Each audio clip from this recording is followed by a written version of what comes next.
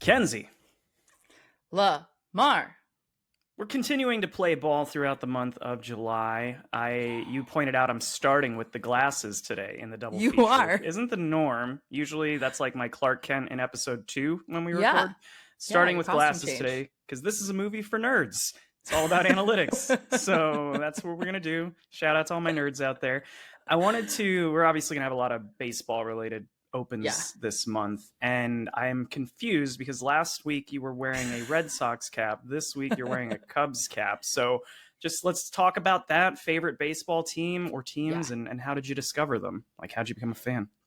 Yeah, no, I'm sorry to confuse you guys, put you on an emotional roller coaster here. I understand. However, and you may or may not know this, Lamar, I know you're not like obsessed with baseball, but there's a difference between the American League and the National League, and unless those teams meet in the World Series, it's not a super conflict of interest in my view. So I have a favorite American League team and I have a favorite National League team. That's fair. Cubs are in the National League.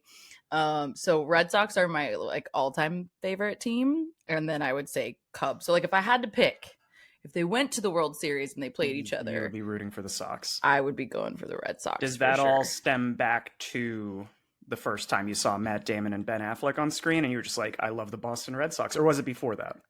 Obviously, because all my decisions revolve around men, for sure. Well, that's exactly what I was implying, to be clear. Okay. No, I have a weird long story about my New England fandom. I get asked this all the time, being a born and raised Austinite and being a, Pats, Red Sox, Celtics fan, all those things. It's very simple. It's not a fun story other than I hated the Cowboys when I was young. My whole family were Cowboys fans, and I was like rebel without a cause. I was like, fuck y'all, I'm not into the Cowboys. And this is in their like 90s championship era. I was not about it though. I was not about it. And I just wanted to like root for the underdog, and I was trying to figure out who that was, but I had always wanted to. Won in 100 years. The ultimate underdog. 100 years. Yeah. And I just I just wanted to root for New England, partially because there were at the time both the Red Sox and the Pats were underdogs. But also like I had this weird fantasy of living in New England. I was like, I belong there. I had never been there, but I was like convinced I belonged there. Yeah, as somebody who moved to Austin from New Jersey, I can typically recognize when someone is from the Northeast of just the rate of speaking and the attitude and the directness that we communicate with. You would fit right in up there, I feel like. It's so funny you say that. I was just on the plane home from London last week, and a woman who was from Oxfordshire asked me where I was from, and I was like, Austin, Texas. And she was like, I would have definitely said East Coast. Yep. So she was like, I do not get Austin, Texas from you. So yeah, I think they are my people. I think it is my people. You do fine. So the Cubs thing is another weird one. Like I just have always same thing. They hadn't broken their curse in a bazillion years, wanted to root for always liked the Cubs. And then transparently my ex-husband was a huge Cubs fan. So like we really leaned in there. That was the best thing to come out of the divorce. It super was actually my Cubs fandom is the thing that I took away from that.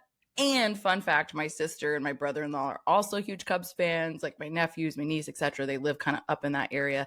And my sister is coming today. So I thought I would wear the Cubs hat. How about you? Do you have a team? Teams? What's happening? Honestly, we can skip my answer because I don't really have a team. I grew up in New Jersey. I didn't really like the Phillies because I just disliked all Philadelphia teams because I'm a hockey guy. So Devils fan, naturally hate the Phillies, hate the Rangers. So it was always hard to root for the New York and Philly teams outside of hockey as well. Yeah. I would root for the Yankees when they made the playoffs, which was almost every year. But I was definitely just one of those, I'll tune in when the playoffs start because I don't love baseball.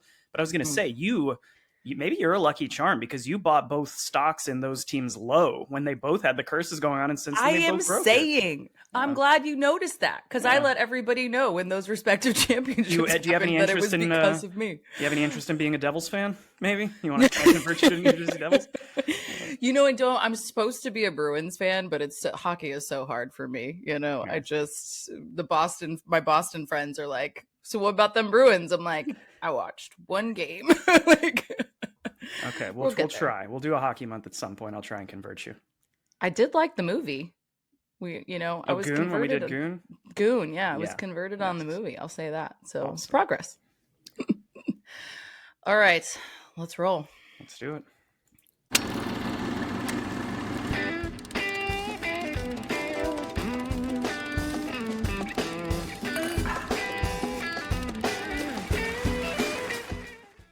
Welcome back to We Drink and We Watch Things. I'm Mackenzie. I'm Lamar. And we are continuing our July baseball month. Let's play ball with Moneyball. That's a lot of ball in one sentence. I won't expand on that thought, but yes. I'm so excited. Lamar is playing along for the month, I would say, with all the baseball. You're being a real trooper. We're only at number 2. I got no fair, problem with baseball motion pictures. I just don't Yeah. want to sit down and watch 9 innings of baseball. Personally, I'll play. I like playing baseball, but yeah. Unless you drink your way through, like you can sit Yes, through 9 hot innings dogs if and you beer. have, We've been over that. yeah. Yes, Yeah. Speaking of drinking our way through things, what are we drinking today for this one? Yeah, so we are drinking a riff on a Mai Tai because at Craft World, aka Skylar, pointed out to us that it originated in Oakland, which I would not have pegged as the birthplace. Neither of would I. a He Mai said Tai. that, and I was like, absolutely not. You got to be wrong.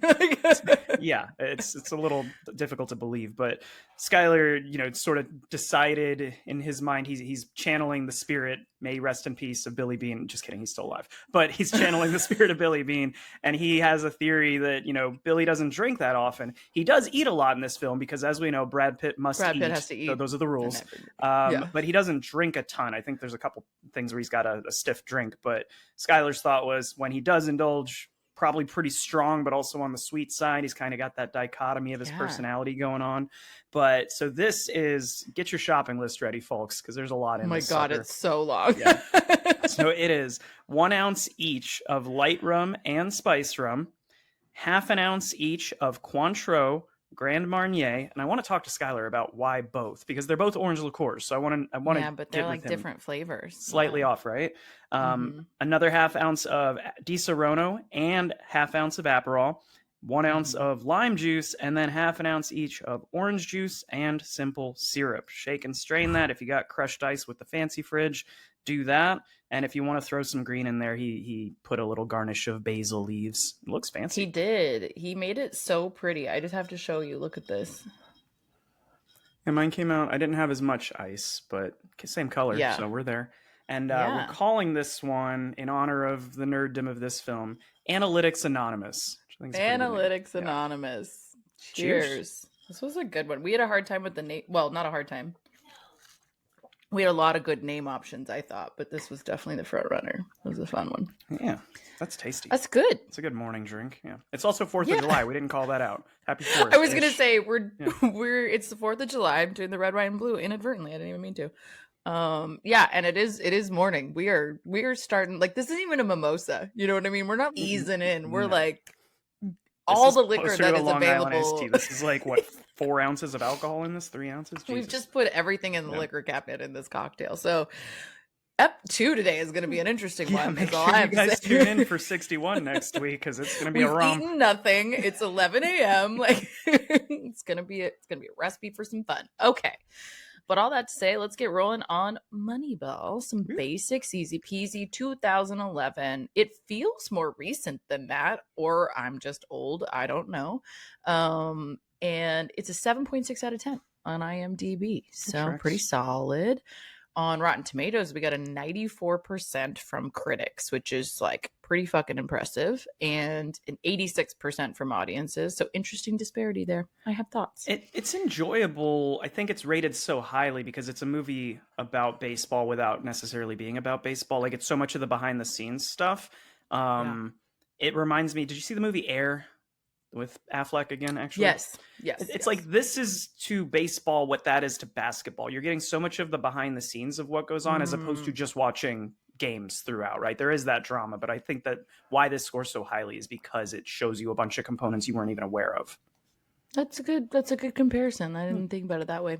And it's funny you say that. We'll get into it, but I do feel like it still feels like you are the authenticity of being like in the game when that happens too. So I think they do that really, really well. So anyways, we'll get into it. But director here, Bennett Miller, who has done some, I didn't even realize actually. I don't know why I kind of associated this with Steven Soderbergh actually, because he was like the original director. Yep. And I knew that it changed, but I don't know. I feel bad for Bennett Miller because I didn't even acknowledge really that transition in my mind. But he's done some really great films that I just didn't even associate with him. Capote, Foxcatcher, a number of others, but like those are probably the ones that he's most well known for. And if you haven't seen either, like they're very good films. These are the two you named in this one are his 3 features. I think he's done documentaries, some short films, things like that. But like as far as a resume goes, all 3 features have been nominated for Best Actor, Best Screenplay, either original or adapted, and then either Best Supporting Actor or Actress. Like all 3 of his films have had those. So he's 3 for 3. He's just like, I don't waste my time on things that are not going to be Oscar nominated. Like this is just what it is. Which I get. Like, I mean, he's like, I'm gonna be very intentional with my time here. He's doing a great job. Yeah, good for him. Yeah. I mean, check them out. They're really good films if you haven't seen them. And I do think the writing, both here and in some of those others, obviously contributes quite a bit for sure. Thanks. So speaking of writers, man, we got a crew on this one. So let me explain. Okay, there's a lot happening here. Steven Zalian was the first draft screenplay writer of this film. And that's significant because he was replaced, which is kind of wild. He's done incredible stuff. Like I had a hard time picking films to call out here because everything he writes is a banger. You know, he did Schindler's List, The Interpreter, which you haven't seen The Interpreter. That's kind of a dark horse, I think. And you should. It's very good. I have it if you want to borrow it. American Gangster, The Irishman, which is the longest thing ever written, but still a great film, you know. Anyway, he writes incredible stuff, and he was pulled off this project, which I think is bananas. But he is still credited even before Aaron Sorkin, the other screenplay writer on here, at Aaron Sorkin's insistence, because he basically said that. He was like, this screenplay is so good. I don't know what you think I can do to improve it, but okay, I'll come in. But he needs to be credited. That's pretty cool to know that he took that step to be like, I want him to be recognized ahead of me. If it was, 90% of the way there and I just came in. And you could tell the parts of dialogue in this that are very Sorkin dialogue. We talked about this. What movie was it that we did of his? Molly's Game? Molly's Game. Yeah, and we talked about the wittiness and the banter and sort of the pacing of his dialogue sometimes takes a little getting used to, but it's cool that he recognized that. Another one that I wanted to shout out of Zalen, again, guys, Mackenzie's on point with like, you read his resume and you'll be shocked how many incredible movies of his that he's written you've seen. But The Night of, did you watch that HBO series? Is that Tom Hiddleston? No, it's got the dude from Sound of Metal and Nightcrawler. He's the main guy. Oh, no, I didn't, but it's been on my list. Oh, good. It's like 6 episodes. A dude goes home with a girl, wakes up, she's dead. He's the only, and it's like his whole trial, and he was blacked out, so he has no idea what happened, and it's just you trying to figure out whether he's guilty or not. What happened the night of? Yes, it's really, really good, and he wrote that as well. Wow. Okay. Yeah, I got to check that out. No, he just writes incredible stuff. And I think it was really classy of Aaron Sorkin, again, to your point of saying like, hey, he needs to be credited. It's very common for people like screenplays to change hands. And usually the last person to sign off is the one who's credited. Right. So I think it's really cool that he gave him that additional credit there. So he rewrote it. I'm not sure to the degree that he changed it. We can, as to your point, you can hear the parts that you're like, there's an Aaron Sorkin monologue or whatever. But I think that he contributed for sure. So he's done, we've talked about him before, Few Good Men, Molly's Game, to your point, Steve Jobs, which is one of my faves in terms of his writing. And of course, The West Wing, super well known for The West Wing. And then we had Stan Shervin, and I have thoughts about this, and I don't know how accurate it is. I actually tried to affirm my hypothesis via the Googs. It did not happen, but that's fine. But Stan Shervin did the story. How do you think if you look? So anyway, I was watching TV and there was this baseball team, and I just thought that'd be a great story, right? Like what the fuck? And so I Googled it because I look him up, right? And most of his credits are producer credits, and there's actually not even that many. And he's very much like an executive producer. This is not the boots on the ground with the PA and all the things. But so I look him up, and I'm like, did he just need a producer credit on this, but didn't get one, and so now he's the story guy? I can't find that anywhere, but I'm like, what story did you contribute? There's source material in a book format, and there's 2 screenplay writers. I want to know what you contributed to this fucking story. So I've got a story that I'd like to pitch if you want to get started on the script, Mackenzie. There's this guy, Kaiser Soze. He's kind of like this mobster boss, but he's very mysterious. We don't know who he is, et cetera, et cetera. Yeah. You get started. Yeah, go. Exactly. Yep, I'm on it. Speaking of source material, though, I whatever, Stan. Let's talk about Michael Lewis. He wrote the book Moneyball, The Art of Winning an Unfair Game, which I like that they worked that title in a little bit into the script at some point. He has also done some other incredible stuff. If you didn't know, a lot of times, like when we do these source material books, it's like they have one, they have two, unless it's a series or something. But he's done The Blind Side and The Big Short. So like if you think about it, like similar vibes, 2 out of 3 being sports movies, of course, but like The Big Short, just that one I think matches the vibes of this one more, of just like that's what I mean, like the vibes screwed. Yeah, the vibes still feel similar. And I didn't do a deep dive, but I'd be interested to know, like, in terms of production, who all was involved, because they give similar energy despite it just being the writing and the source material. So he's a smart guy. He's written some good shit. I was pleasantly surprised. I was like, oh, that's him too. Oh, that's him too. So we have a really big cast and crew here. I mean, I wanted to call out some key ones. I'll try to be quick. Obviously, Brad Pitt, which we've talked about 1 million times. He plays Billy Beane. He just was in F1 is one I'll share, because, you know, we all know all the things that Brad Pitt has done, but F1 just released, if you haven't seen Bullet Train a couple months ago. That's a fun one if you haven't seen it. And 12 Monkeys is a little different. Like if you want to shake up your Brad Pitt viewing, you know, do a little That's a call edginess. Out in... what is it? Can't Hardly Wait. And they say, one of the girls is like, he's not even Brad Pitt in that movie 12 Monkeys where he looks all weird. It was like Brad Pitt dressing himself down to look less attractive, you know? Yeah. Yeah, that's why, you know, you got to shake it. I remember years ago, I had like a debate with somebody about how Brad Pitt was just a movie star and not an actor. And this was in my snobby theater kid era, by the way. So I was very like, he's not an actor, which I think the movie star bit really holds up, to be honest, in many cases. But 12 Monkeys is one of the ones, similar to Fight Club, for example, where I'm like, I feel like he was really acting and like out of his shell and really playing somebody different and not just playing Brad Pitt, the movie star. F1 is very fun and I really enjoyed it. I love anything racing related, which, by the way, next month, racing month. Anyway, I love F1 and I love that movie, but he's kind of playing Brad Pitt. You know what I mean? And it's like, that's fine. That's fine. That's exactly what we needed for this movie. But he's just playing a movie star. So I like some of those other weird ones of his. Fair. Jonah Hill, who plays Peter Brand, who is actually kind of an amalgamation and a rename for Paul De Podesta, who didn't want his name associated with this, but it was actually the assistant GM. He felt like it was just like he was being a little bit fictionalized and he didn't want to misrepresent himself, which I think is like really humble and respectful. I like that. Yeah. Jonah Hill, Wolf of Wall Street, 21 and 22 Jump Street. Somebody told me the other day, oh, was that a work thing? I was asking somebody their favorite movie and they said, don't laugh at me, 22 Jump Street. 22? Like, that's interesting. Yeah. If they had said 21, because I got a soft spot in my heart for 21 Jump Street. You know, 21 Jump Street is hilarious. It's very the fun. Remake. 22 I only saw once, maybe twice, and I was like, it's fine. It's a good sequel, but I don't remember if I saw it. It's worth watching. I don't know that it's as good as the first, but that's an interesting choice. But to that point, I'll share offline who told me that at work, and we can ask them questions. To that point, though, I wasn't going to call this little factoid out, but I think it's interesting. Jonah Hill is kind of like a cinephile of my own heart, because if you read his top 5 films of all time, it very much reads like somebody who was in college at the same time as me, of like, these are the best movies ever made. His top 5 are Rushmore, The Big Lebowski, Boogie Nights, Back to the Future, and Goodfellas. And I'm like, that is just...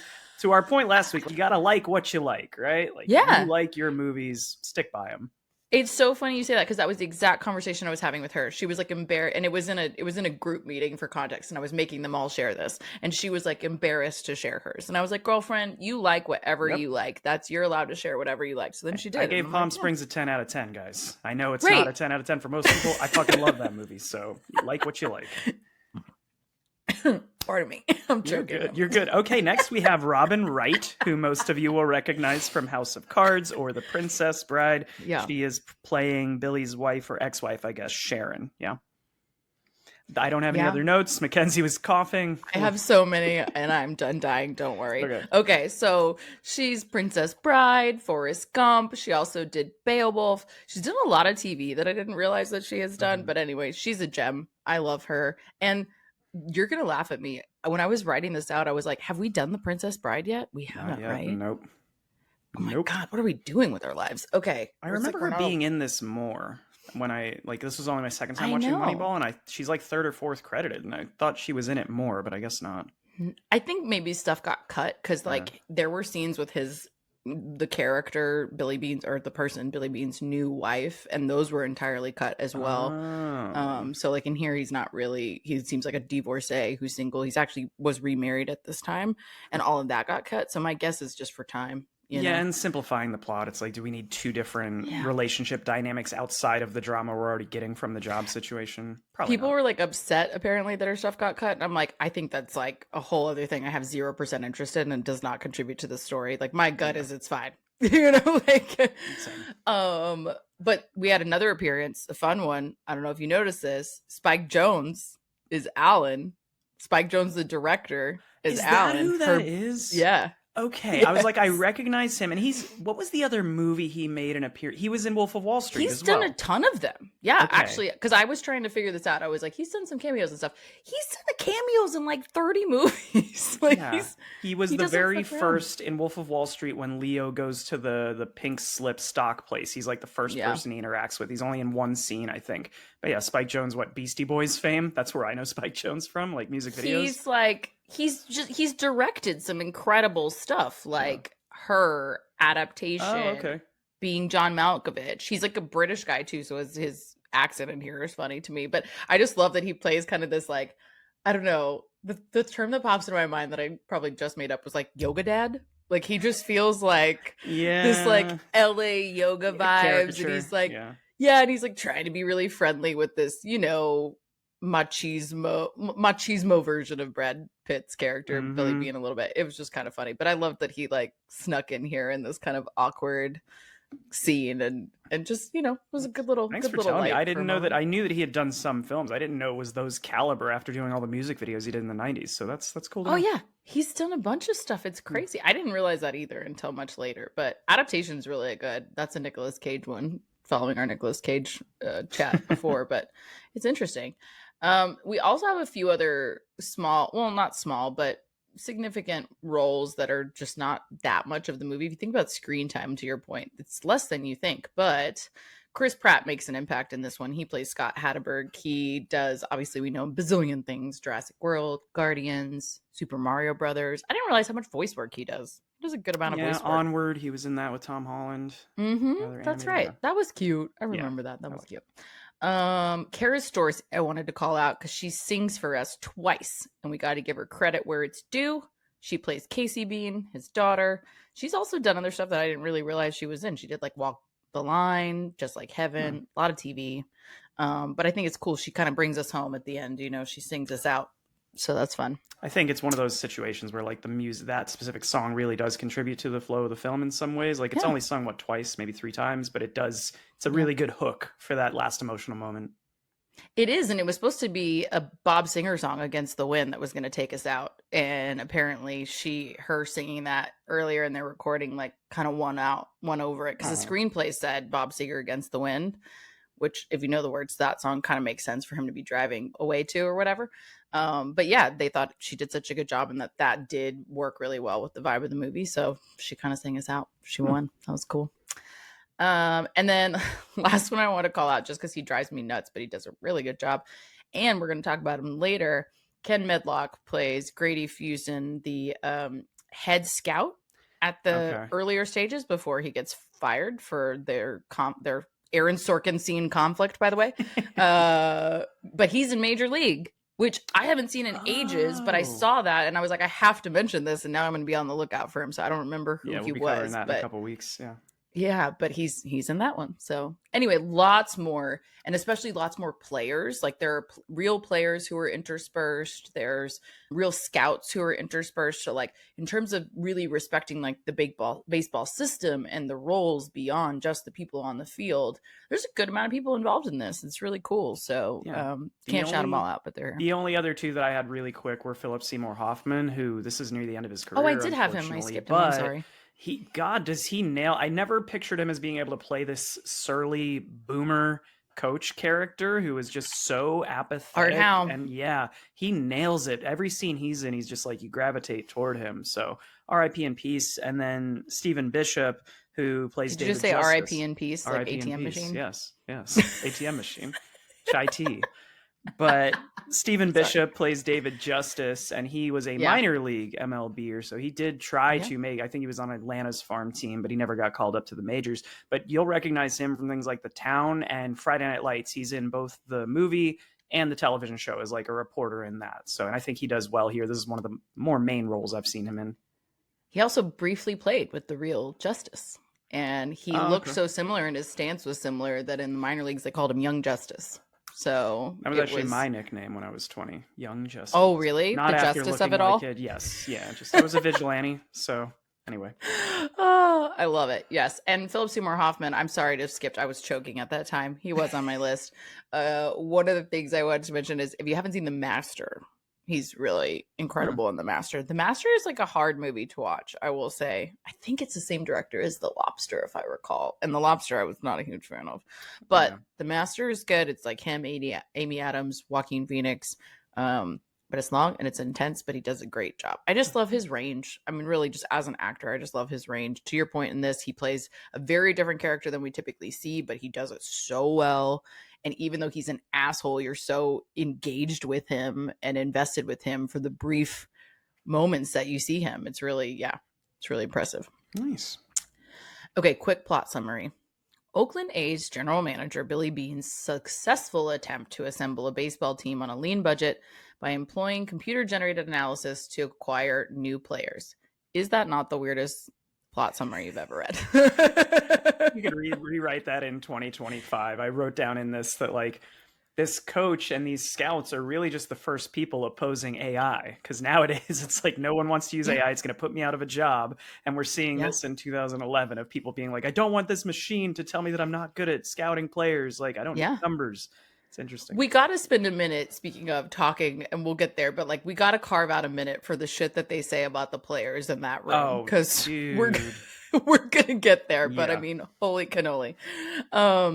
Okay, so couple quick production notes before we get into all the spoilers. It's been a minute since this movie came out, as we said, but we'll be kind and give you a warning. But this was a very successful film from a budget standpoint as well. It was a $50 million budget and it made $110 million, which I think says a lot for, it's not, to your point, like super action forward. It's a lot of behind the scenes. There's definitely some baseball action there, but in general it's a lot of backroom scenes for sure. I love how it shows. And again, if you're not a baseball fan, even I think this, out of all the movies we're covering this month, I think this might be the best one to watch, because it's less about the sport and more about the politics and all the science that goes into it, because you see the dynamics between the owner, the general manager, the coach, the players. And I love that you see that. The relationships as it goes up that corporate ladder, and you see all the struggles that go into this. And as you called out at the beginning with the book title, just the unfairness of we don't have the budget of the New York Yankees. They're stealing all our best players. Like it's heartbreaking at times to be a fan of that team. And even in the long haul, we see the glory in some ways of these Oakland A's from the early aughts. And they had won a World Series or two before, but they had been out of the picture for a while. Even after all this and how successful they were, they are moving to Vegas like next year. So their system is still kind of fucked from the financial perspective.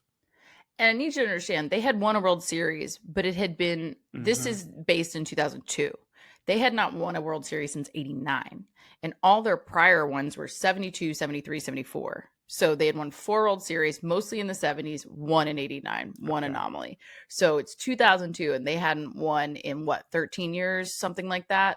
So they're feeling very washed up. They're also like, you hear a lot of voiceover at the beginning of like how they're, becoming a farm system for the Yankees and whoever else. Because they're developing these players who are young and cheap, who are turning into great players. But I just love the opening where, one, I love like how much footage there is, but I do like that you get that budget called out right at the beginning. I took a picture of it on my phone because I was like, this is so cool. New York Yankees, $114,457,768 versus the Oakland Athletics, $39,722,689. If that is not a David and Goliath story, I don't know what is. Crunch the numbers. What is that, like a third or fourth of the budget? Sure. Jeez. I hate math. That feels right, though. Sure. But anyway, it's a big deal, big difference. But I just wanted to share really quick. This budget did really well for the film for something that is so in the weeds, like you said, of sure. getting in there with all the players and what that looks like. And then really quick, we're going to talk about this throughout, but I wanted to call out that a lot of this is just based on Bill James' theory about this, the analytics behind this game. And, you know, this is like what he based his analysis on. He wrote this book that we said he's considered to be the father of sabermetrics, which is kind of the name for this analysis. And it's named after the Society for American Baseball Research. Like that's where the name comes from. And there's a bunch of people who can be members of this. And Bill James was a member, and then he wrote this book. But they focus primarily on base percentage, which is like, and you will hear that throughout the movie. That's why I said, I was like, does he get on base? Does he get on base? Does he get on base? Right? Like that's the theme. And that I think does really hold true to the theory. There's a lot more like stats and analytics to it, but I think they couldn't really get into it in this film. But I do think I like that they adhere to that.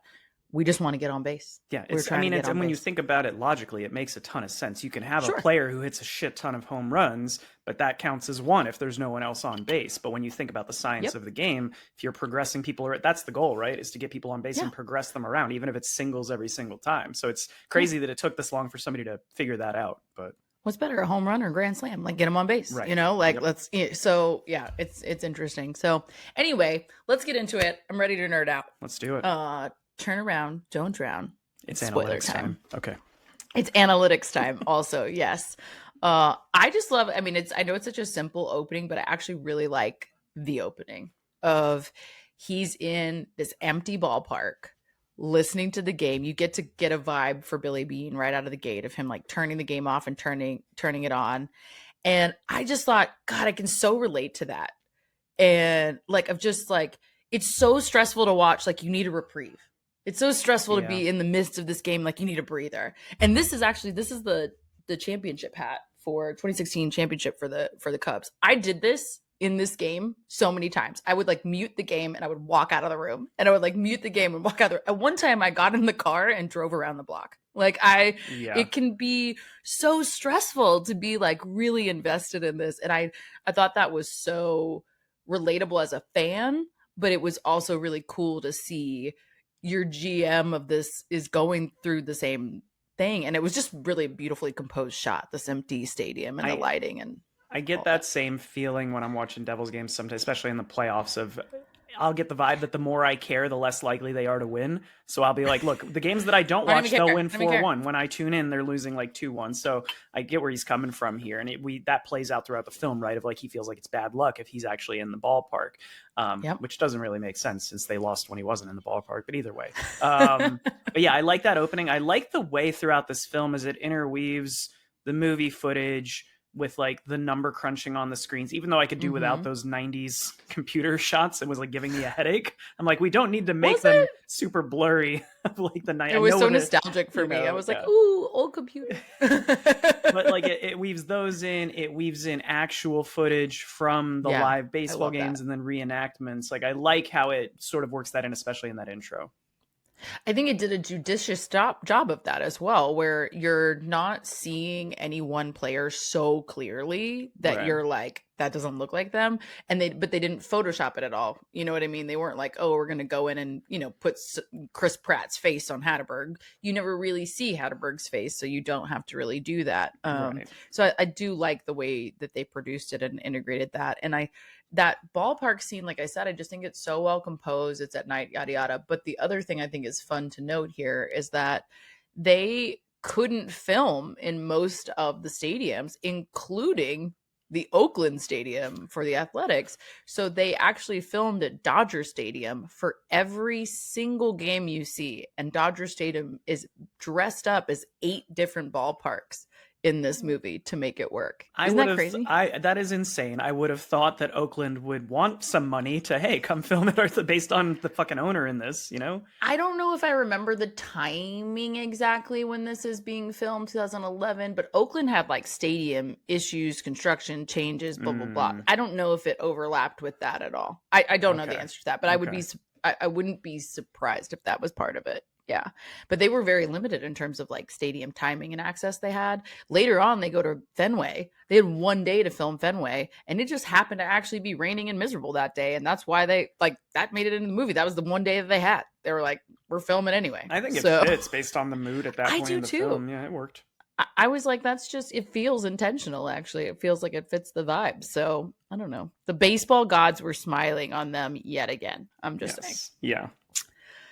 But yeah, you get the like to your point, the 90s footage, the screens, and you get the like New York of them winning the game, and like it's echoing through the stadium hallways, and it's just like, and then you snap to, I think it's the Giambi posters and all their like player posters, but then it's also their championships that are all really old. Yep. And so, like it's just like I think it feels like as a viewer you're getting a 1, 2, 3 gut punch, like one thing after another of like shit in Oakland is rough, man.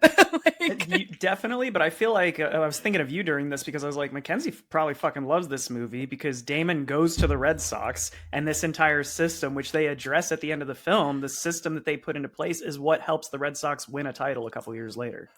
Fuck yeah, it is. I mean, oh yeah, thank you, Billy Beane, is what I'm saying, because he definitely pioneered this thing that, you know, that we leveraged. And I love that scene later where they talk about it. We'll get there. But I feel for them, though. They do a good job. Again, like, I'm not an A's fan. I don't really care. But, like, I do think they do a good job of making you really feel for this type of team who doesn't have this opportunity in terms of funds. And you cut to him meeting with his owner, which this is a thing I'm going to say probably throughout this discussion is like, it just feels so authentic. For sure. Every conversation feels authentic. Every scene feels authentic. The players feel authentic. You feel like you are in this system. And I think that this guy does a really good job of playing this owner. And he is actually a CEO in real life. He's not an actor. His name is Bobby Kotick. I'm not sure. But he is a CEO of a gaming company. And he's been on the board of a bunch of other companies. He's not an actor. But it feels like a real, he pulls it off because it feels like a real business meeting. You're like, cool, they got an actual CEO of this company to come in and play the owner or CEO type of this like team. A business owner would. He's so matter of fact of, you know, Billy's asking him we need more money. And he's just like, can't do it. Like, no, just do what you always do. Like, that's how this works. He's making money. He doesn't give a shit if the team wins or loses, honestly. 100%. And he's like, just little things that I noticed, like he's in this office. He's obviously a developer. Like you can see by what's, you know, the picture that's behind him, the building models that are in front of him. Like this is his side hustle. You know what I mean? He's not throwing more money into this. It gives you such context, I think. For sure. Yeah. It feels realistic that the dynamic between them, I think it might escalate once during the film, but it never turns into what you would expect from cinema, right? Of like, I'm going to tell my boss off and you're fucking this team over. It feels like an actual business, like a relationship between you and your boss of I can push back as much as but there's a limit. And eventually he's just going to shut me down. There's a point where he's like, I can't walk out of here knowing that you're not giving me more money. And he has to walk out knowing that he's not getting more money. Like that's just how real life works.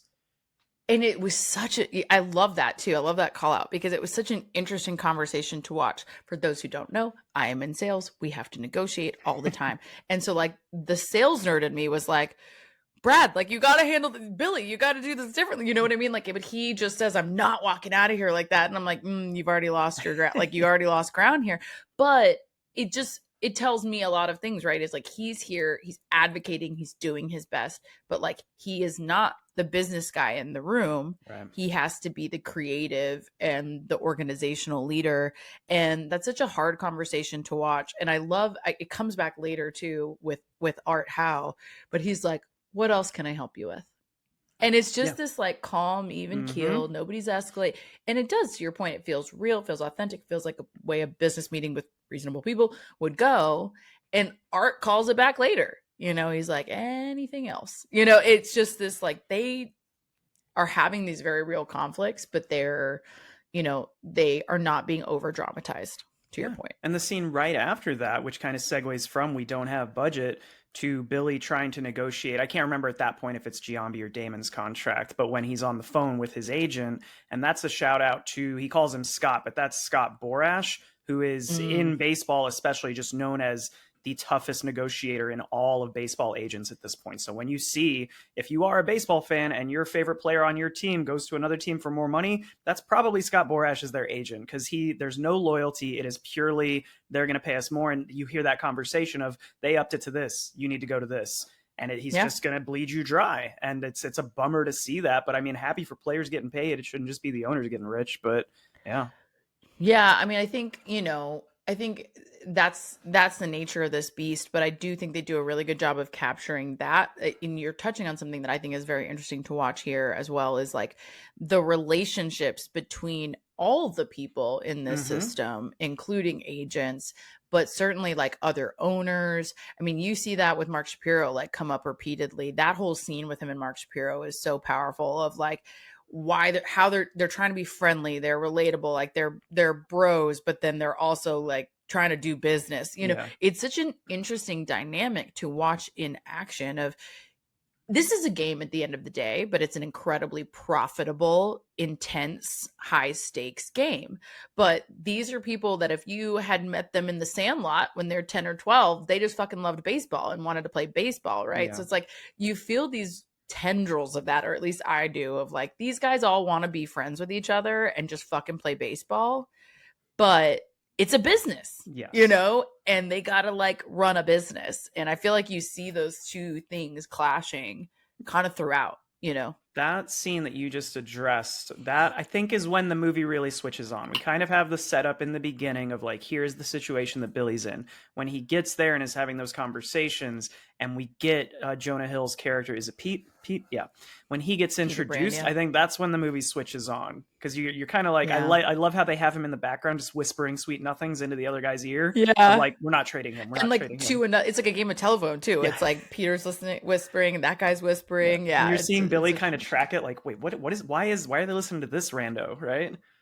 And I love how they focus on Billy actually in that scene, and not necessarily just Peter or just Mark. There's a real intentional, I think, lens literally on Billy, observing everything that's happening around him. And I think that's compelling for a number of reasons. One, he's literally fucking surrounded, right? This is not just I'm coming and just doing this one deal, got man to man. This is a smaller market team without the budget to send anybody but the GM to this meeting, right? So like, he's going to this meeting. So there's so much being said with this one scene that I think is unspoken. He's there by himself and he's surrounded, but he's also holding his own. He knows his shit. He doesn't have Peter yet giving these other recommendations in terms of players. He's got this, this backup here. And I love that they show him being so aware and being so observant. I think you're getting a lot of what's alluded to with his Stanford scholarship and some other things of, he's a smart man. He's a really smart guy. And he's doing the best that he can with very little he has to work with. And it leaves you wondering, like, what could he do if he had more resources, right? Right. To your point about his intelligence, I love that. I mean, it's based on a true story. What are you going to do? But I love that he has just bought into the system from the start. He hears out Peter. He goes to his desk, calls him out of like, what were you saying in there? Why does he trust you? Where'd you come from? Sort of, pumps him for information, and then eventually just makes that call of like, I've just bought you. You're coming here to help me. I love that late night call, like, hey, pack your bags, man. Just bought you from the Indians. The number of landline telephones in this film also, by the way, was like tripping me out. Oh my God. I know. It's so funny you say that. I was like, was 2011, were there still a lot of landline? Or well, no, it's 2001 still, so, yeah. I got my cell phone, I think in 02, 03. So they were still like a rich people thing. But yeah, the number of landlines. It's funny you say that too, though, because he has a phone at one point, an old ass Nokia phone, which like, bless, those things were bricks. They could handle anything. And I had one of the ones that he had. I was like, oh, I had that phone. I remember that. Like, the nostalgia is real. Yeah. That dynamic gets introduced with Billy and Pete, and he comes in, they're adorable. They're such a duo. They're adorable. And I just love that he never wavers on how committed he is to, reinforcing this with the coach, with the owner, with the players of this is what we're doing. Even when they get into that slump and he sort of has to go through and trade a bunch of people to fix some of the errors, it's not as though he is completely giving him carte blanche. I feel like that's him like snapping, you know what I mean? Yeah. Like, and I mean like cracking a Yeah. little bit, not like just in rage of just like, well, fuck it, I'm pot committed, man. Like Yep. I gotta go. Yeah, he's got to be like the tough leader, the manager, you know, at some point, and Yeah. that's to that. But that dynamic throughout, I love their little interactions. I love the first time that Pete is in the war room with the scouts and starts contradicting them, and he's doing the point. He's like, if you guys don't speak up, I'm He's gonna like, you want me point to at Pete speak? again. He's like, when I point to you, yes. Like I love that scene. Yeah, and here's where you can touch on what are your favorite statements that the other scouts make. And this feels my real, God. right? These are all real scouts for the most part, and Most of them are that real vibe- scouts. I think it's all but 4 people in that Okay. room are actors, and the rest are real scouts. And I love that it felt so natural. I feel like my guess, I don't know, I didn't actually look into this, but my guess is I feel like they let them just do what they do, you know, and filmed it happen. And Oh, like for sure. Brad and Jonah had to get a few lines in, but it was like, let these scouts like just watch them do their thing, you know? And as a result, it gets a little weird. You know, there's Yeah. some comments. There's the banter is crazy. The banter is crazy. Also, I just think if you take a look around the room, it's a bunch of old baseball guys. Like just physically, they are just old baseball dudes. The youngest man in the room is probably 50. And, you know, they have these superstitions. This is one of the things I love about baseball actually is superstitions. But they have these like little superstitions about what looking at a player translates to, what that means. And so there was just, you know, like passing the eye candy test. His girlfriend is a 6 at best. What does an ugly girlfriend mean? It means no confidence. Didn't you know? It means no confidence. And that was something that was really said in real life of like he has an ugly girlfriend, but I think the excuse they used was bad eyesight. They're like, that means he has bad eyesight, so he's not going to be good at baseball. Right. Because he can't see like a person for a person. We're so shallow in this scene. It's ridiculous. And like I love, like I have so many quotes written down that I was writing in real time during that scene from Billy of like, I don't know what it is about Billy. I love his tone. I really want this to be the way this person is in real life. I'm not really sure. He's kind of a dick. Like he's kind of cold. He's kind of a dick. He's a Sorkin character for sure, even if he's not in real life. In this, he is Mark Zuckerberg with a little hint of humanity. Right. Like he's a good person, but he's an asshole. You know what I mean? Like I just think you have that dichotomy here, and they're telling him like what a good hitter he is, and they're so anecdotal about it, which I can deeply relate to. Of like I feel it in my bones, but I don't have the data to back it up. And so they're like talking about the hit, and they're going like you can hear the hit, you can hear the crack off the bat, and it flies through the ballpark, and it's like so emotional. It's such an emotional, romantic response. And he's like, he's a good hitter. Why doesn't he hit good? You know, like, and it's so like cut fucking throat. And I could just see myself in a room with this guy getting my heart broken because I'm like, no, this man is like going to be the best player. And he's like, stats don't say it. I don't know what to tell you. They call out, and Pete calls out a walk is still getting on base. It's not the beautiful, it's not the sexy way to do it. It's not the stat you want. If your goal is to score runs, a walk is a good thing. And he calls that, this is my favorite player because he gets walked the most. I love that line too. They're like, we don't want walks. Yeah, you do. Does he get on base? Yeah. Does he get on base? Does he get on base? Like that's just the running theme here. And I just love, you know, I love that whole scene feels again back to authenticity. Like it feels so authentic. It feels like you're in the room with these guys. And I also like he can be really abrasive to some of these people. He's very direct and can be very cold, but he also in that scene when he just doesn't agree, I love his just like silence as a no. He just like doesn't engage further. You know, he's just like, I'm not into that guy. Like if he's a good hitter, why doesn't he hit good?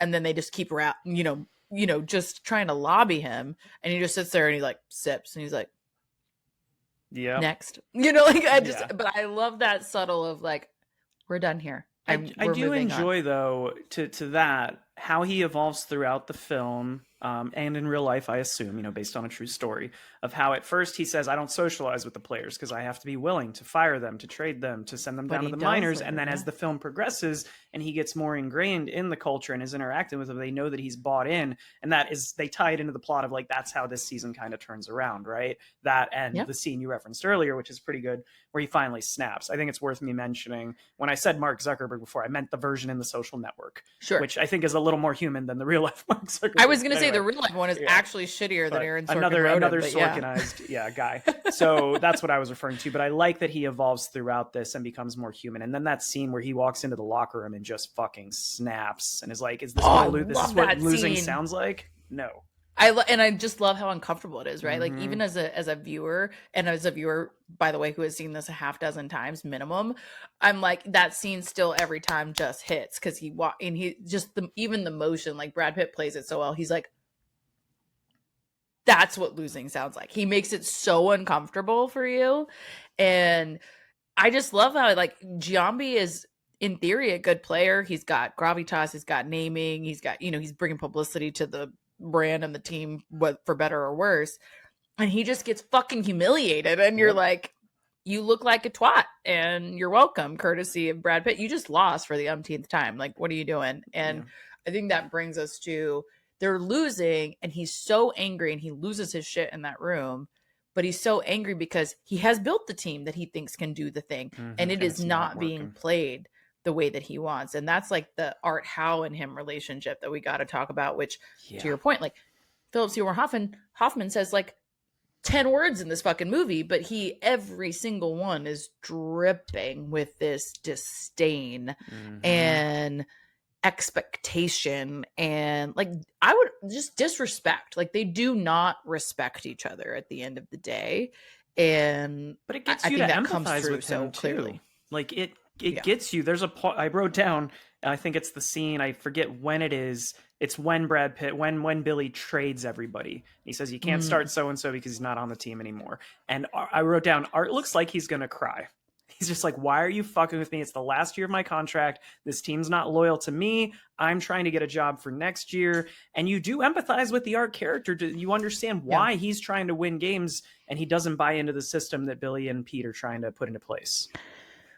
I do think it's good. Yes, I totally agree with all of that. It takes him a while to realize what's happening, right? I want to call out two things about him that I respect in this moment. One, he never loses his temper, right? Like, he keeps it cool throughout. He's very like, to me, that's a sign of some basic EQ, right? Of like, I can have a conversation in which I disagree with the person. I can be a grown adult about it, right? So like, I respect that about this character. I don't know if it's true to life, but I respect that about him. And then also when Giambi comes in the room and he gets fired in front of him, basically, he doesn't react. He gets that one team, one dream stance going of like, this is happening. Yep. Like, and he waits for him to leave the room before he questions the decision. So I do think even though they deeply disagree, there is a modicum of professional here at a baseline that he's not going to let the team see, that he's not going to talk about, that he's not going to lose his shit over, but he does disagree deeply. And they had to make these extreme moves to get him to see the writing on the wall. But you do understand that Billy didn't bring him into this early, didn't explain the philosophy, didn't ask him for buy-in. And he does say that at one point. So that's the other thing I respect in this dynamic of Billy does come to him and say, my bad. I should have let you know sooner what we were trying to do here. And that's on me. But here's what it is. And I respect that effort. It's too little too late in this relationship, unfortunately. But I respect that effort of like, I'm going to try and bridge this gap and get you on board. And it doesn't work until he cuts everybody. But and then they start winning games, right? Like, I love the shitty motivational speech right after that, where he's like, you may not look like a winning team or something, but you are one. But you are one. Like, it's like the worst sports speech in motion picture history. Yeah. I love that. I don't know who wrote that. Did Aaron Sorkin write that? I feel like it would have been 12 minutes longer if it had been an Aaron Sorkin. But yes, it was very funny. I love it. But I love that I actually love that this is kind of a story of conflict. Like, you spend 80% of the film in the conflict. And I don't mean the fighting, but in the conflict. Like, there's not really fighting in a traditional sense, even in a sports kind of sense. There's this conflict between Grady and him as well, and Art and him, and basically everybody in that room. And he's just trying to get them to like modernize and see the vision, like adapt or die.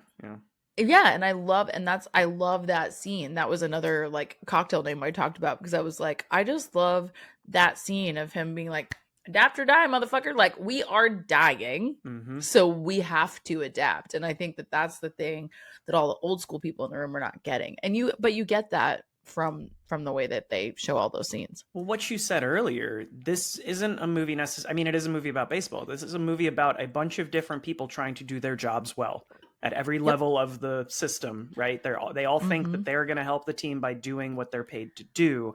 And you see where people, it's Mm-hmm. just like any of us in our jobs, right? The people above you, the Yeah. people below you, your peers, all doing their own things. And if you can't get alignment on that, but I do love when we do turn the corner and we see them start winning and we see the vibes changing. I wanted to call out, it's worth noting that some of this is a little fictionalized. They don't call Yeah, out the of fact course. we focus on like three main players throughout this who are sort of the black sheep of the outliers of the people he's recruited, but they did There's a have bunch. one of the best starting rotations in history. Like historians will agree that the 01 Athletics had great pitching. They also had Miguel Tejada, who was the MVP that year. He doesn't really get mentioned in this except for like one strikeout or something like that. So They got to be more underdoggy in the film version. Yeah. yeah, and you Yeah. could say, well, if not for all this other shit that we're focusing on, Tejada wouldn't win the MVP because he wouldn't be batting in as many Right. runs. But just calling that out, you know? Yeah, I mean their pitching lineup was really impressive, but also the thing to note about that is there were a couple really young players on that team. So I don't think it going into the season you knew that was going to be the Right. case as well, right? So like what they are good at is developing the players. So I mean I think you have to give credit where it's due to the bench coach, the pitching coach, the base coaches, right? Like the coaches at this organization are really strong because again, they are adapting or dying. Like they got to build up their players because they don't have a Derek Jeter. They don't have a, Justice until later when he's, old and not as valuable, quote unquote. But they have a really good job, like a really solid commitment to their job, to your point of everybody trying to do a really good job with what they have in front of them. And to that point, I really love how Billy is shown here really mentoring Yes. not only Peter, but the players. Like you said, he evolves. Like he's really invested in Peter because this is, he's the guy who brought him this vision a little bit. So you see that earlier than you do with the players. And then as you see that evolve, he's talking to the players more. He's getting in the thick of it. He's getting in the weeds with these players. And really, he's a good mentor. Like if you hear the things that he's teaching Peter and teaching the players, he's got like, I got 20 quotes written down of shit that he's saying that is really valuable to the people in the room. And so he's a really smart guy. He's really invested in this team and he is a good leader. And I think that's the thing that despite his, directness or coldness or assholeness or whatever, I think that eventually like that does come through really, he's like silly stuff. Like you get the answer you want, hang up. Like, what are you talking about? Like we're done here, or like when your enemy's making mistakes, let them do it. Don't interrupt them. They're doing it for you. They're doing your job for you. He's quoting Napoleon and they're like, cool, sounds good, right? And by the way, Napoleon won this battle, right? So like he's this is again like going back to his intelligence, his overall like analytical mind of, and I'm going to pass this information on to these people. I'm going to teach these people how to do this. I think that all plays out during one of my favorite scenes is when they're at the trade deadline and they're on the phones with multiple people trying to negotiate. The best fucking scene. That's probably the best scene in the movie. So good. Like, and it's because you see Peter like in Jonah Hill. We got to give Jonah Hill credit here, right? He plays it of he is learning so much in this moment. You see him almost drinking this in, like, and he plays that kind of naivete really well. Of I don't really know what's happening. I don't really know how to negotiate this. I don't want to fire people. I don't want to send people down. I don't want, like whatever. He doesn't want to do any of this. But he's in this room and he's like really drinking in everything that that Billy is telling him. And it's this musical phones and and I love how impatient Billy is. He's like, you got 5 minutes. And it's or been like you got 5 minutes. 20 Call me back. seconds. Whoever gets back to me. He's doing all these crazy negotiations. Whoever calls me back is Venevro first. Like, bye. He's devaluing the players. He's like, you don't even care about so and so. You don't even know his name. Blah blah blah. He's forgetting. Like, he's like, you don't even know who he is. Like he's mixing up names. Anderson, doesn't even Michelson. matter.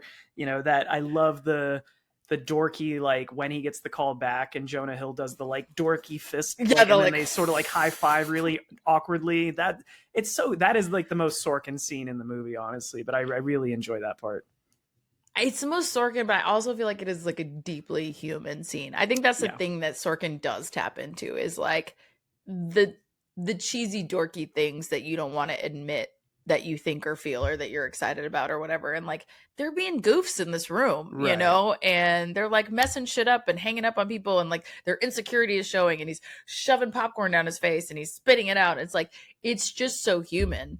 And I think it's written in such a way that's really just really I want popcorn watching it, you know what I mean? And I'm like, this is fascinating. that line at the end when Pete calls the owner and says, Billy wants to know if we can have whatever dollars, please. Yes, Yeah. I added the please. Like that's Yes. great. You don't hear the other side of the convo, but you know exactly why he's asked. That's great. Yeah. He's like, bitch, he didn't say please, come Yeah. on, you know? So that kind of Yeah. like carries us right toward sort of the conclusion to this. And we're seeing this win streak.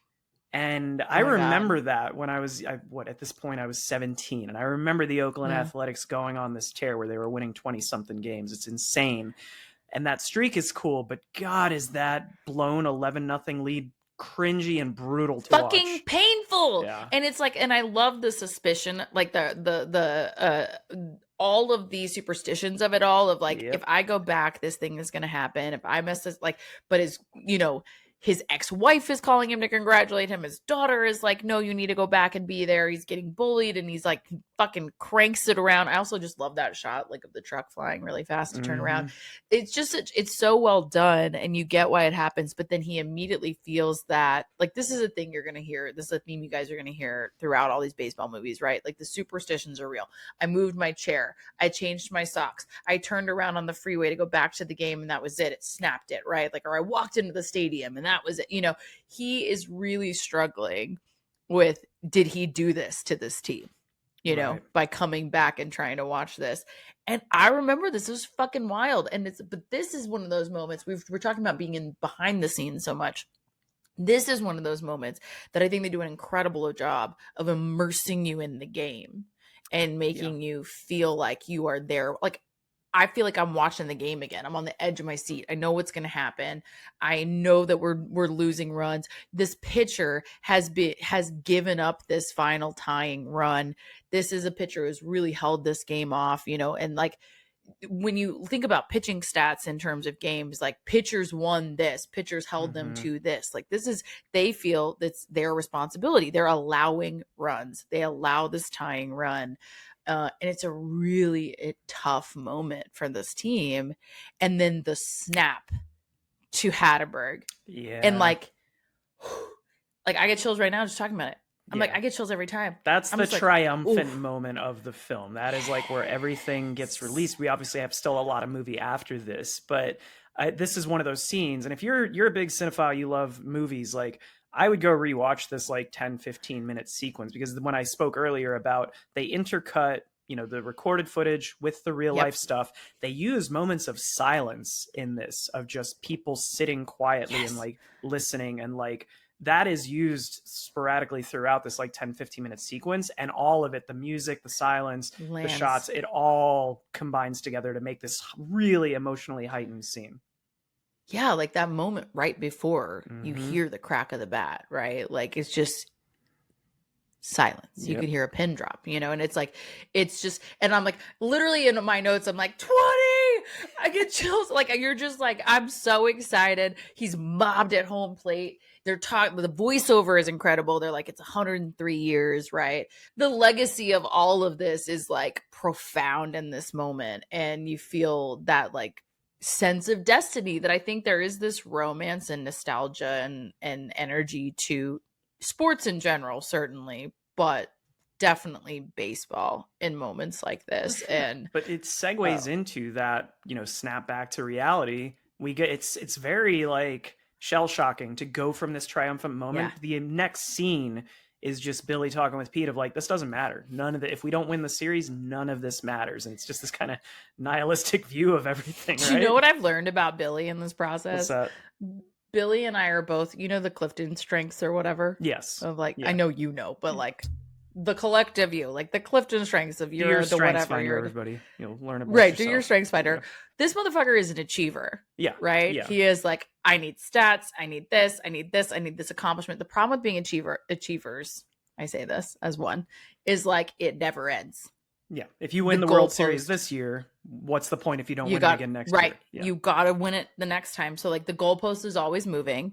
You don't sit in the win and you don't sit in the shit. You don't sit in anything, right? You just are going to the next thing. And so like this is, as soon as I saw him like talking about that, I was like, you're such an achiever, Billy. You're like, you're just 110%. You're not even letting yourself sit here and enjoy this moment at all. Yeah, it's such a bummer because we don't get to enjoy the moment as the viewers. Right. We have this great thing, and then he's like, actually, that didn't matter. And then we cut to them losing in the playoffs. And it's just that like the final out of the, we don't even see the whole game. We get basically the whole game of the blown lead, but the record breaking. We get the final out of, hey, they're out of the playoffs now. And then you get this intercut of like all these announcers, so-called experts, talking about how, yeah, this was a doomed program. You can't draft get players based on stats, and just people talking shit despite what they did that season. Can we spend time on that? Because that fucking, well, number one, you shift to the ALDS, which is what you're talking about, and it's like being along for the season.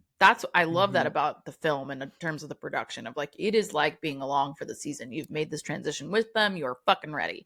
And then they get trounced by the Twins and it sucks, right? And then you get the voiceover, like you said, of them talking shit. And I love that this movie is subtly an indictment of sports commentators. Oh, for sure. I do not think it is trying to do that overtly, certainly, maybe subtly, but it's not overtly trying to do that. But it is doing that because they are so fickle, right? Like sports commentators are just as fickle as fans, right? Just like, wait till we get to 61 next week, because half my notes are about that one is definitely trying to villainize sports journalism. Yeah, that is very intentional in that one. I totally agree, and it's fucking deserved, right? So like, I mean, but that's what I like that they're calling that out here. Of like 2 weeks ago, they were fucking praising Art Howe. He did this with this team and this crap. Like, and I love that Billy doesn't get any of the credit throughout. And, and Peter Brand's protective of him. And he's like, did you hear that? And he's like, I heard 10 in a row or whatever he says. He's like, I heard we won 7 in a row. I don't give a shit. Right. He's not concerned with that part of it. And I think it speaks a lot to what he's learned over the course of his time in baseball. And it's intentional that way. But I think what's interesting about the commentating is like, they're not learning. Right. Like they're not doing a Billy where they're evolving and learning how to manage this industry, this sport, this, the professional side of this. They're just reactionary. They're emotional fans, right? Like the commentators are also emotional fans, and that comes through in what they're saying over this. I think the ending of this film ties into, I don't know if you read a lot of Malcolm Gladwell. I'm a big Malcolm Gladwell guy, but social psychology, and it's like the combination of outliers and then the tipping point. That's what this film is. It's like these people tried something new. Then we do get it's sort of a bittersweet ending because you have him meeting with the Red Sox and him saying, you are changing the game. You're ahead of the curve. We're going to implement this. We want you to help. And we think he might take that job. And we know from history that the Red Sox do this. So there is a point where all of baseball starts doing it. And nowadays you always hear about analytics, and that's how everyone is working the game. There's probably fewer talent scouts like the guys that were in this room throughout. So we get kind of a happy ending of, you did some good. We get that speech from Pete about, he hit a home run and didn't even realize it. That's what it's a metaphor for Billy of, dude, you did this awesome thing. Just because you didn't win the World Series doesn't mean you didn't change the game. Yeah. I like, that is such a, again, like he's even says, he's like, how can you not be romantic about baseball? And that is such a great moment to show that for him as well, of like remembering what you're here, what you're here for, what you love about it, the things that you have impacted. And I love, he's like, it's a metaphor. He's like, I know. But I think that whole scene is so validating. Again, I think Billy's an achiever, right? But that whole scene is so validating of the Red Sox basically telling him like, the Yankees and you did the exact same thing last year. Like that to me is the most compelling part of the speech, right? It's like, you did the exact same thing. You won the exact same number of games, but they spent $1.4 million per win and you spent $260,000 per win. Right. Like that is fucking insane, people. That is insane. And I love that he gives him the credit where it's due. And I just remember, like, I was like, who turns down the Red Sox job? He could offer me room and board and food, and I would be like, I'm fucking in. But he gets crazy money offer, and his face, I was like, that's a the fuck face. Like, he sees this number and is like, I'm sorry, what is that? He's like, that's my offer. I want you to come be the GM. I'm like, I'm so impressed by his decision to ignore money in this context. Yeah. But for me, it's not even just the money. It's the Red Sox. You know, like, how do you turn that down? I mean, they had It still 100-year breaks my curse. brain. That's how you turn it down. But I mean, I don't know getting broken. But I forget who ended up taking. Was it Epstein that ended up getting that GM job? He's the one that sort of ended up feeling. I think so Epstein was like in and out a couple of times, Okay. and but I think it was like Billy Beane turned it down. I think they went with Epstein instead. But I like the way they tell the story of his decision in this, because he doesn't say it out loud. Yeah. You think he's taking the job. He's driving off, puts on the daughter's mix CD. Here's the song, tears up, and then we cut and we just get the text of like, he turned down the job. I really like the way that that's told. I do like the way that's told. I'm wondering if I believed it the first time. I'm trying to remember, but I'm not sure. But I do think like it how much of that again is about finishing what you started, loyalty to your team, to your people, the fact that you do inherently, but you're going to get more money if you go to Boston, not just for players, but for yourself, of course. And so it's like, do I execute the same way? Do I operate the same way as I have been doing? Like, what are all his questions about that? I have so many thoughts there. It's like, how much of it tied into his family as well? Because we're led to believe it's because he wants to be close to his daughter and she's there. Like, yeah. That's very much implied. And she's like sending him this goodbye CD of like, see ya, it was nice knowing you, Dad, you know, dramatic tween music, whatever. And so like you sort of get that, but I wonder how much of that is his family versus, or maybe it's just all right, trying to do the thing you set out to do and like win the game. And for sure, if y'all didn't know, he's now a minority owner of the Athletics. He's also a minority owner of a bunch of other teams. He moved into like the executive office at a certain point, so he's not literally still trying to win that last game in the same sense as the post credit says, but he stuck with it. I kind of admire that. I kind of admire that loyalty. I deeply admire that loyalty to a team, if that's what it's about. You know, that's really cool. The last thing that I want to ask, and we can do this really quick because I know we got to wrap up, but do you think, because I go back and forth, do you think that we need the Billy flashbacks to really add that element to the story of knowing where he came from and how he got to where he is now? Does it add that much, or could we have just referenced that, you know, in dialogue? My gut check as soon as you said it was yes. Mm-hmm. I mean, I could maybe think about it a little bit longer, but as soon as you asked, I was like, yeah, absolutely. I think because you see what I snapped to when you said that was you seeing the super, super high point of like, here's the offer. Here's this like similar to the Red Sox offer. Here's this like big offer that is sexy and beautiful.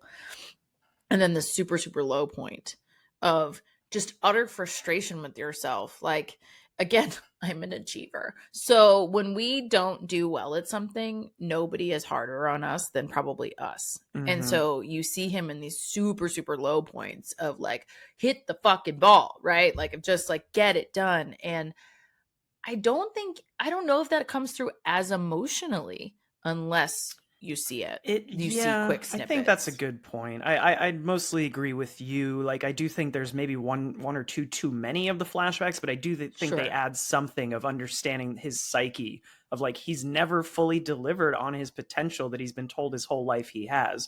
And it takes Pete kind of gut checking him when he says, would you have drafted me in the first round? He's like, I would have taken you in the 9th. Like, that I think is what draws Pete and really rolls out the rest of the plot, right? So yeah, I was just curious about that. It absolutely is. And I like that about him is that I think that's how you knew that they could have the relationship that they have, is that he was willing to even say that to him. Right. You know, willing to even tell him like, yeah, you know, I wouldn't have actually, and here's why. And I like that scout, the scout that recruits him is a real scout. And actually he was a third base coach? I can't remember, but he got beat to hell on a field, sidebar, anyway, by some fans. But these are it feels so authentic, the conversation, because again, it's not as rooted in the analytics. It's rooted in the, like, you look like you got the tools. You pass the eye candy test. You pass all these tests. You're going to go be a star. And when you're that age too, this is again where I think like showing his growth is so important. When you're that age, you just believe them. You just believe them. You're like, this is my destiny now, right? I'm supposed to do this. Yep. And I think, yeah, that comes through at the end of the day of like, that's not guaranteed, you know? And he learned a lot from that experience. So yeah, I think it does a good job of connecting those emotional dots.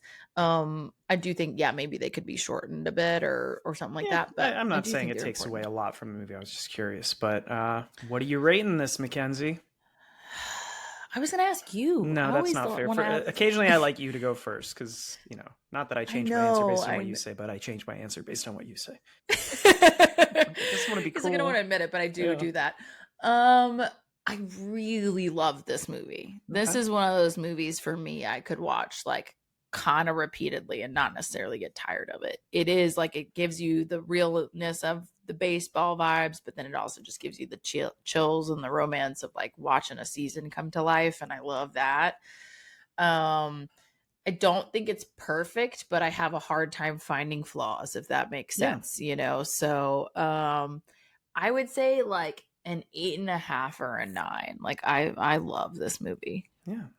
What about you? I'd be pretty close to that. I think it's super enjoyable. As I said, the fact that it doesn't focus as much on the on-field stuff as it does on what happens behind closed doors to make all that happen is what makes this more interesting than a lot of other, I think, baseball films, except for the ones that have angels in the outfield.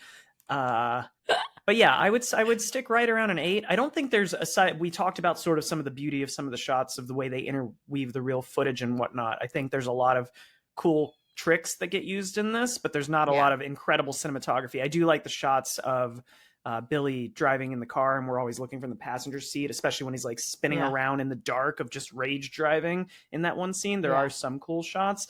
And the dialogue, as per Sorkin, is always kind of takes a little getting used to, but it's very witty. It's very quick. The humor's on point. So I'd go like an 8. I think it's really enjoyable. If I was a bigger baseball fan, I'd probably fucking love it and give it a 9. But for me, it's an 8. Yeah.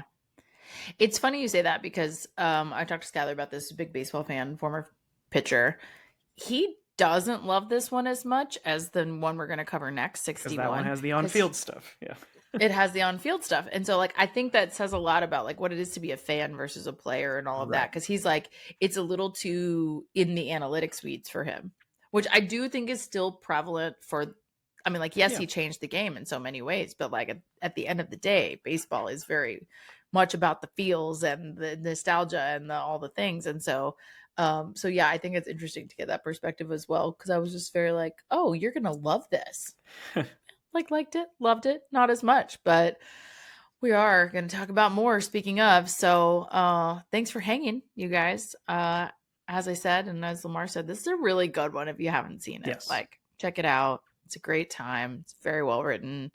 Despite multiple directors and multiple writers, like, this was an Oscar-nominated film. This is a really, I was gonna really say, well-done quick quiz for you. This was only the 3rd ever baseball film to be nominated for Best Picture. Can you name the other 2? What would the other 2 be? Best Picture. I don't think it'd be for Love of the Game. I'll give you a hint. We covered one of them. Field of Dreams, yes, for sure. The other one is more up your alley because it's classic. It's from before the 50s. Oh, is it Pride of the Yankees? It is. Good job. On point. Thanks. That's my little cinephile. Well done. I do love a baseball movie and movies in general. All right, friends. Well, come back next week for the next baseball entry. There will be costume changes. Don't worry. We are going to be talking about 61 asterisk. Like, you have to have the asterisk. It's a whole thing. But in the meantime, follow us on our socials. We drink and we watch things, mostly Instagram, sometimes TikTok. You can also see the video of this episode on Spotify or on YouTube if you're a visual learner. And finally, you can always email us. We drink and we watch things pod@gmail.com with recommendations, questions, things we fucked up, more analytics, whatever you want. Somebody's going to correct us on our analytics this time. All right, friends. Thanks for joining. But for now, go have a drink and watch a thing. Cheers. Cheers. It feels weird drinking a Mai Tai for baseball. I'm not going to lie. If they served Mai Tais at baseball games, I'd probably go to more, honestly. So, But I mean, yes, perfect for you. I'm like, I need a beer right now. Facts. Anyway.